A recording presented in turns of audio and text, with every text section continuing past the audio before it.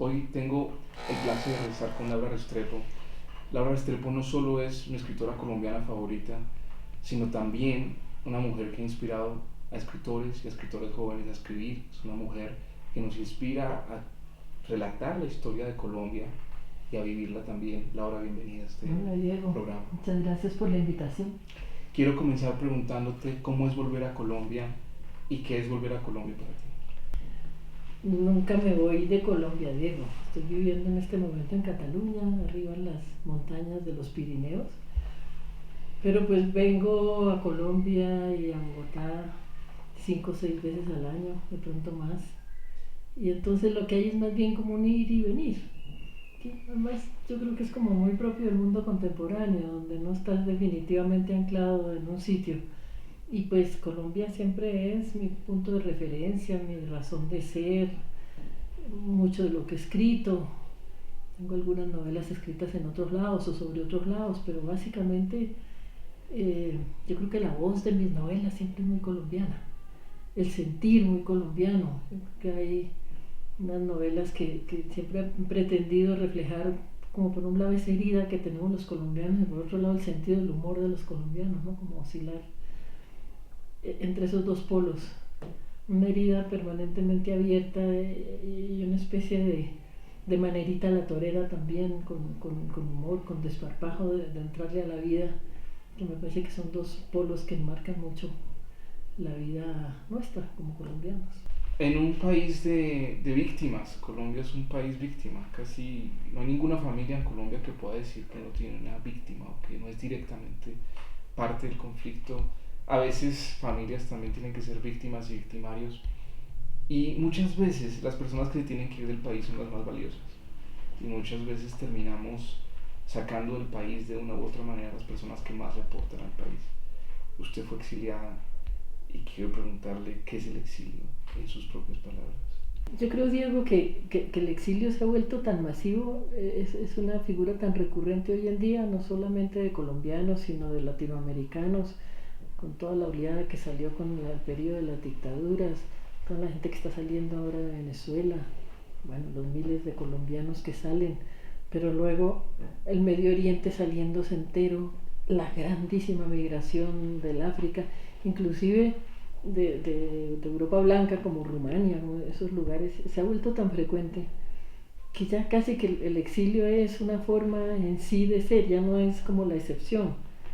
Y en el caso de Colombia, yo creo que Colombia está tanto adentro como afuera, ¿me entiendes? Uno vive tanto Colombia estando en el propio territorio como estando afuera. El propio carácter tan masivo de la expulsión de gente que ya no puede vivir en su tierra hace que la noción misma de territorio se diluya. Entonces, por lo general, lo que encuentras es como una humanidad en el camino. ¿Cuántos de tus amigos no viven aquí y allá, por una razón u otra? O por razones de violencia y razones forzadas, o de hambre, o de trabajo, o por estudio, o por vocación. Entonces, yo creo que el exilio ha ido como creciendo y de alguna manera casi que se podría decir que hay un retorno a esos tiempos donde no el sedentarismo, sino precisamente el nomadismo constituía una parte fundamental de la cultura. Eso es bien interesante. Si tú piensas que las grandes gestas que reflejan la fundación de pueblos como la Ilíada, la Odisea, la Eneida, es la historia de exilios, gente que tiene que salir por razones de la guerra de su tierra y se va a fundar, a colonizar otras tierras. Encuentras que hoy en la grandísima literatura de exilio que hay, de alguna manera se retoman esos viejos cauces de humanidad en el camino, que ya deja de ser, casi que el sedentarismo pasa a ser lo extraordinario, lo raro, lo que hay que defender con murallas, lo que está amenazado, mientras que el nomadismo vuelve un poco a extenderse por el camino. Y yo creo que con todo el proceso de deterioro de la naturaleza, el calentamiento global, las sequías, las hambre, las amenazas de guerra, además de guerra nuclear, que están encima, ese fenómeno del nomadismo se va a multiplicar enormemente. Tu última novela, Los Divinos, que es un título que le recuerda a uno mucho un poco ese viejo esa vieja manera de decirlo acá en Bogotá, algo divino, algo muy precioso, que yo lo entiendo así, pero quiero preguntarte que, ¿de dónde surgió esta novela? ¿Por qué querías escribir esta novela? ¿Y cómo fue escribirla? Sí, es una novela bien bogotana esta, ferozmente bogotana además, y los divinos no deja de tener la ironía de eso de tan divino, que era como un bogotanismo, de pronto era menos, ¿no? Pero antes, y aquí pues utilizado en forma bastante irónica, porque en realidad es una historia de unos muchachos que se juntan para protagonizar una historia brutal, de una crueldad pues casi que inenarrable. Eh, Tampoco fue decisión mía hacerla, Diego. No sé si te hago como énfasis en eso. A mí me gusta un poco dejarme llevar. Yo soy tan desarraigada también y como a ver qué trae la vida. Y aquí pues yo estaba haciendo otra novela que además la tenía bien avanzada. Eh, Cuando sucede aquí en Bogotá el crimen de la chiquita Juliana Zamboní, una niñita de 7 años torturada, violada, asesinada de una forma brutal por alguien que podía ser su absoluta antítesis en términos humanos y sociales, porque es un amo del universo, ¿cierto? Un arquitecto guapo, un atleta, un seductor, eh, de clase alta, y su grupo en la novela, en la ficción, su grupo de amigos. Entonces, también coincidía con un momento en que la violencia de género por primera vez en el mundo entero se estaba poniendo sobre el tapete, y la humanidad estaba de verdad horrorizada de conocer las verdaderas cifras y la frecuencia en que eso sucedía. No solamente la violación de mujeres, sino que finalmente se empezaba a destapar lo que era la violación de niñas y el maltrato a las niñas y a los niños, con todos los escándalos de la iglesia. Entonces, yo creo que sí era un momento de quiebre fundamental en la humanidad, porque era uno de esos grandes secretos, de los más atroces, de los más crueles y de los que más asiduamente eran mantenidos en secreto por el poder, por las estadísticas, por las jerarquías, por la iglesia. Entonces, yo creo que como a todo colombiano, lo que estaba sucediendo en la realidad, ese crimen, las circunstancias en que se dio el martirio de esa chiquita, nos estremeció de una manera feroz. Yo es que de verdad no pude volver a pensar en otra cosa. Yo creo que a muchos bogotanos y en general colombianos nos sucedió. No solamente por lo que había pasado allá afuera como una historia ajena, sino en el sentido de quiénes somos nosotros. ¿Quiénes somos nosotros? ¿Qué pasa en una sociedad donde algo así puede suceder? Un tipo que lo tiene todo, las novias que se le da que por placer. Fíjate que eso acá aquí también, Diego, era un signo nuevo, bastante extraño. Nosotros conocemos toda clase de crímenes de guerra, toda clase de crímenes de droga, pero un crimen por placer, porque sí, porque me dio la gana, porque la quería pasar bien, como quien dice, esta noche quiero ir a una discoteca, no, esta noche quiero destrozar a una criatura absolutamente indefensa que no tiene absolutamente nada. Entonces, como no podía pensar en otra cosa, estaba tan angustiada, hice la novela, pero la hice de ficción. Yo no quería hacer un cubrimiento periodístico, primero porque ya se había hecho, y porque me interesaba hacer una novela íntima, lejos, digamos, en las antípodas de una novela negra, o una novela detective, o quién es el asesino, más bien una novela íntima donde la pregunta fuera ¿quiénes somos nosotros?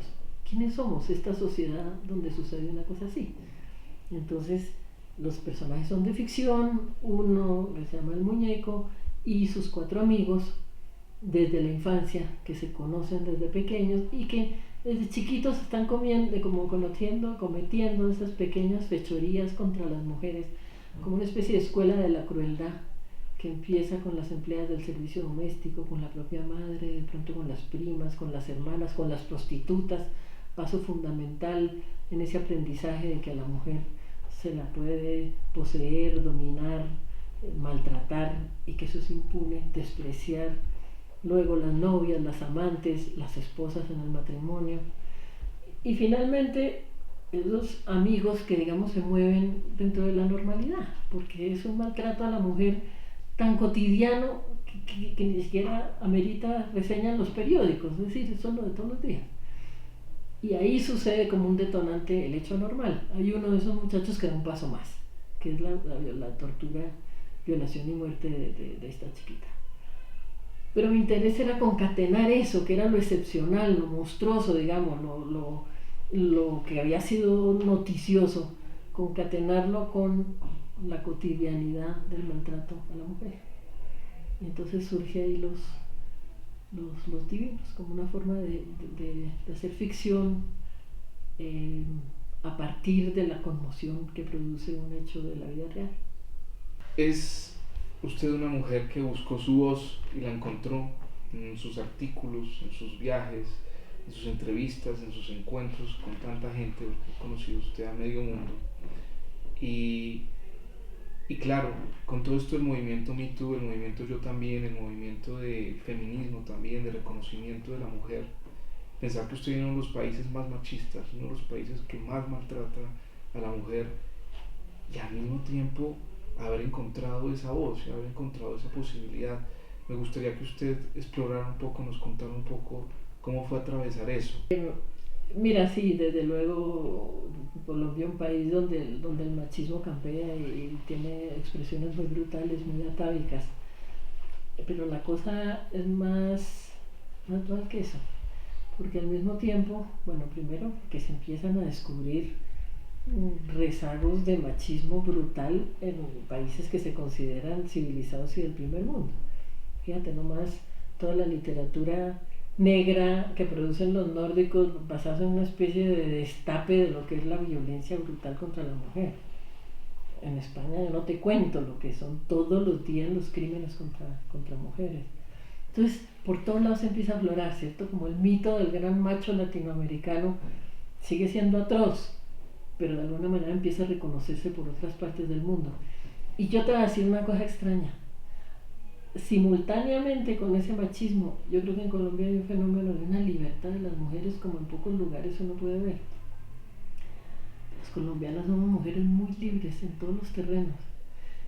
Y si bien, claro, yo siempre he tenido que lidiar, como toda mujer, con ese sustrato machista tan fuerte, también yo me he alimentado de lo que es la libertad de las mujeres en Colombia. Yo no sé qué hace que eso sea así, si eso es una cosa que viene, yo qué sé, con una forma de pensamiento, si es genética, si es cultural, si es histórica. Pero a mí me sorprende mucho la libertad de las mujeres colombianas, la audacia para combatir su vida. Si está el machista, bueno, se le pasa por encima, se le pasa por el lado, adelante. Eh, Entiendo y sé y he sido partícipe de la denuncia permanente de lo que es la violencia contra la mujer, la discriminación, el desprecio. Este libro es una muestra de eso. Pero al mismo tiempo yo soy una convencida de la gran victoria de la mujer en la única revolución triunfante del siglo XX, que es la de las mujeres. Y en esa medida yo siento que somos responsables de la sociedad que se está construyendo. Ya no es solamente quejarnos de que nos hacen daño, sino, a ver, ¿y cómo estamos contribuyendo nosotras las mujeres como triunfadoras de la gran revolución que fue la liberación femenina? ¿Cómo estamos contribuyendo a una sociedad mejor? Y sí, feminista, digamos, militante en organizaciones feministas en mi juventud. Hoy no lo soy, porque también tengo primero esa visión crítica que muchas veces de las propias mujeres, ¿me entiendes? Ya no es que nosotros no somos niñas chiquitas, ya somos grandes, podemos asumir niveles de autocrítica, ver cómo es nuestro papel dirigente en la conformación de la sociedad. Y por otro lado, yo siempre he sido convencida de que necesitamos a los hombres de nuestro lado. Si bien en esta cruzada antimachista las mujeres llevamos las banderas, necesitamos a los hombres de nuestro lado. Hay muchos hombres muy buenos, muy compañeros, muy solidarios, muy horrorizados contra el machismo y contra la violencia de las mujeres, que pueden estar a nuestro lado acompañándonos. Yo creo que esa es una tarea conjunta. A mí me parece como muy absurdo que pudiendo tener unos socios y socios importantes uno diga a un lado porque esto es nosotros solas. Me parece como una fase un poco infantil. Para terminar esta entrevista, Laura, quiero preguntarle, usted trabaja con historias, lee historias, escribe historias, reconoce la historia de alguna manera, 2 veces ha abordado la novela histórica. ¿Cuál es el momento que vive Colombia? ¿Y qué está pasando en Colombia en este momento desde su punto de vista? ¿Qué es lo que nos sucede como sociedad en este momento? ¿Cuál es como el gran relato colombiano si tuviéramos que mirarnos, digamos, a través del lente de la literatura y ubicarnos en el mundo? Diego, fíjate que yo ahí sí que haría énfasis como en lo positivo, a pesar de todo, porque yo vivo en Cataluña y desde Cataluña uno puede ver la dificultad que hay en el mundo para entablar diálogo entre los opuestos y para negociar, y el autoritarismo con que se tratan las disidencias.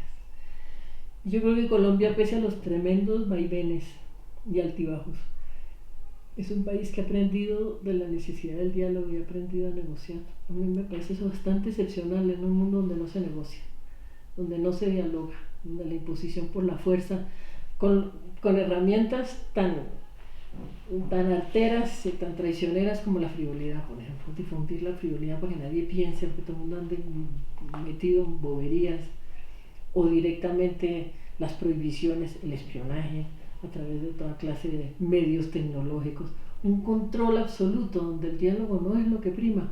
En Colombia, a través de un proceso muy doloroso y muy luchado, este es un país donde se ha dialogado. Yo creo que eso en este momento en este momento tan dudoso, donde no se sabe si el diálogo que ha habido lo van a destrozar y le van a dar un viraje atrás brutal, es decir, esa posibilidad desde luego existe. De todas maneras, nosotros ya tenemos más de 20 años de aprendizaje de diálogo, y yo creo que ese es como el capítulo que podemos aportarle a la historia de la humanidad en este momento.